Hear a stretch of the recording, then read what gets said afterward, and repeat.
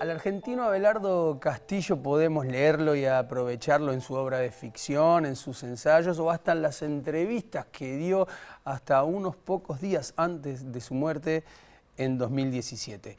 Era tan buen lector como escritor, se definió como devoto de Jean-Paul Sartre y dijo alguna vez algo parecido a esto: no conozco a ningún gran cuentista que no sepa cómo es el final de los cuentos que está escribiendo. Y si no conoce ese final, es que tiene una confianza casi desmedida en su propia palabra y sabe que su inconsciente va a llevarlo al punto correcto. Comprobemos en conjunto si les parece qué gran cuentista que era en efecto Abelardo Castillo en este La mujer de otro. Les leo. Supongo que siempre lo supe. Un día yo iba a terminar llamando a esa puerta. Ese día fue esta noche. La casa es más o menos como la imaginaba. Una casa de barrio en Floresta con un jardín al frente, si es que se le puede llamar jardín, a un pequeño rectángulo enrejado en el que apenas caben una rosa china y 2 o 3 canteros cubiertos ahora de maleza. No sé por qué digo ahora, porque pudieron haber estado siempre así. Hay un enano de jardín. Esto sí que no me lo imaginaba. El marido de Carolina me contó que lo había comprado ella misma un año atrás. Carolina había llegado en taxi una noche de lluvia, dejó el automóvil esperando en la calle y entró en la casa como una tromba. Tengo el taxi en la puerta y me quedé sin plata, le dijo. Pagale por favor y de paso bajá el paquete con el enano. Usted la conoció bastante, me dijo él, y yo no pude notar ninguna doble intención en sus palabras. Ya sabe cómo era ella. Le contesté la verdad. Era difícil no contestarle la verdad a ese hombre triste y afable. Le contesté que no estaba seguro de haberla conocido mucho. Eso es cierto, dijo él, pensativo. No creo que haya habido nadie que la conociera realmente. Sonrió sin ningún resentimiento.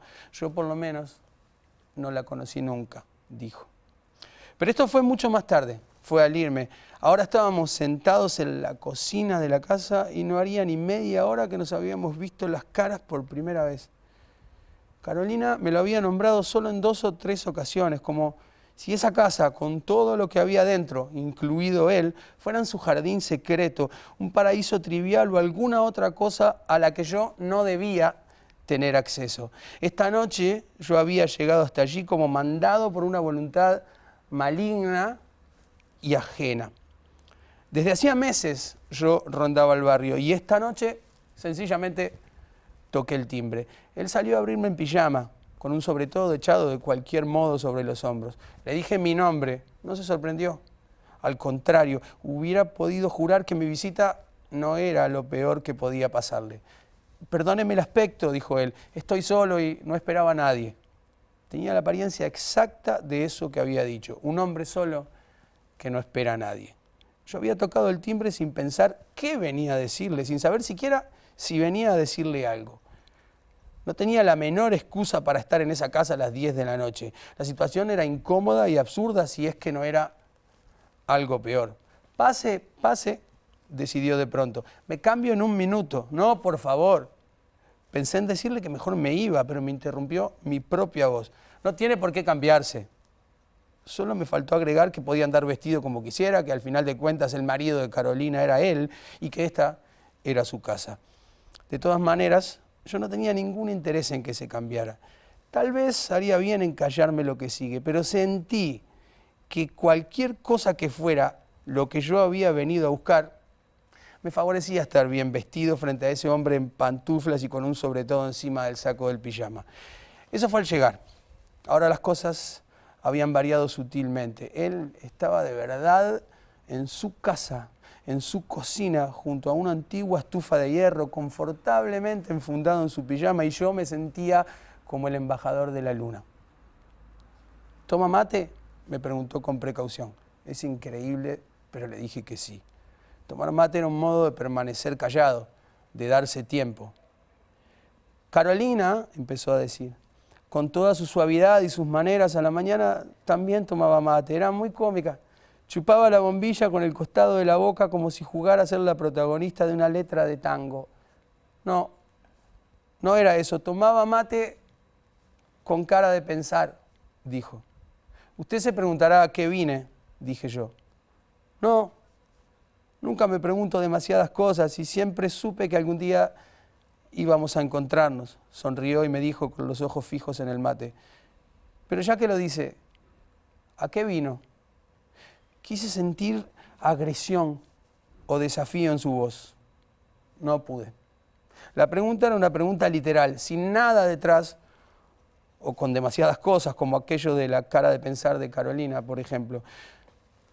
Yo conocía, yo amaba esa cara. Yo la había visto al anochecer en alguna confitería apartada mientras ella miraba a su fantasma en el vidrio de la ventana sorbiendo una pajita. La había visto de tarde en mi departamento mientras ella mordía pensativamente un lápiz cuando me dibujaba uno de aquellos mapitas o planos de lugares y casas en lo que había vivido de chica, casas y lugares que por alguna razón parecían estar más allá de las palabras y de los que siempre sospeché que jamás existieron o no. O bueno, yo había visto esa cara en las historias que ella contaba.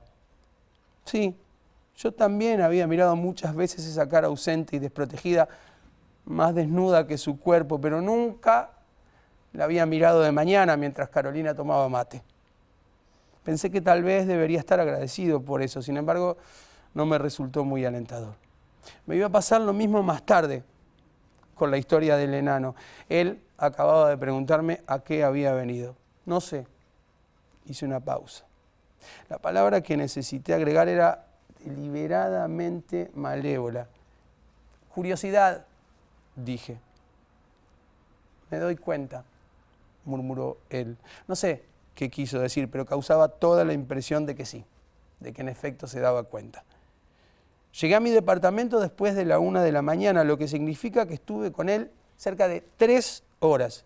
Sin embargo, no recuerdo más que esos fragmentos de nuestra conversación, fragmentos que en su mayor parte carecen de sentido. Hablamos de política, de una noticia que traía el diario de la noche, que era la noticia de un crimen. Hablamos de la inclemencia del invierno en Buenos Aires. Ahora tengo la sensación de que casi no hablamos de Carolina. En algún momento, él me preguntó si yo quería ver unas fotos. ¿Fotos? Dije. No pude dejar de sentir que esa proposición, sí, encerraba una amenaza. Imaginé un álbum de casamiento, fotografías de Carolina en bikini, fotografías de los dos riéndose, abrazados. ¿Sabe Dios qué otro tipo de imágenes? Fotos, repitió él, fotos de Carolina. Hice uno de esos gestos vagos que pueden significar cualquier cosa. Es un poco tarde, dije. No son tantas, dijo él poniéndose de pie. Hace mucho que no las miro. Salió de la cocina y me dejó solo. Yo aproveché la tregua para observar a mi alrededor. Intenté imaginar a Carolina junto a esa mesada o en puntas de pie tratando de alcanzar una cacerola, un hervidor de leche. Tal vez era algo como eso lo que yo había venido a buscar a esa casa. En una de las paredes vi 2 cuadritos muy pequeños. Me levanté para mirarlos más de cerca. No me dijeron nada. Eran algo así como mínimas naturalezas muertas, ínfimas cocinas dentro de otra cocina. ¿Cómo saber si ella los había colgado? ¿Cómo saber si habían significado algo el día que los eligió? Cuando él volvió a entrar, traía un pantalón puesto de apuro sobre el pantalón del pijama y un grueso pullover que me pareció tejido a mano. Traía también una caja de cartón. Se sentó un poco lejos de mí y me alcanzó la primera fotografía. Carolina sola. Detrás unos árboles que podían ser una plaza, un parque. Descartó varias y me alcanzó otra. Carolina sola, arrodillada junto a un perro, patas arriba. Miró 3 o 4 más, una de ellas con mucho detenimiento. Las puso debajo del resto en el fondo de la caja y me alcanzó otra, Carolina sola. Entonces sentí algo absurdo. Sentí que ese hombre no quería herirme. Esta es linda, dijo. Carolina junto a un buzón se reía. Sí, dije sin pensar, era Era difícil verla reírse así. Él me miró con algo parecido al agradecimiento. Nunca había vuelto a mirarlas, dijo, solo es distinto. ¿Usted no está en ninguna de las que me mostró? Le dije.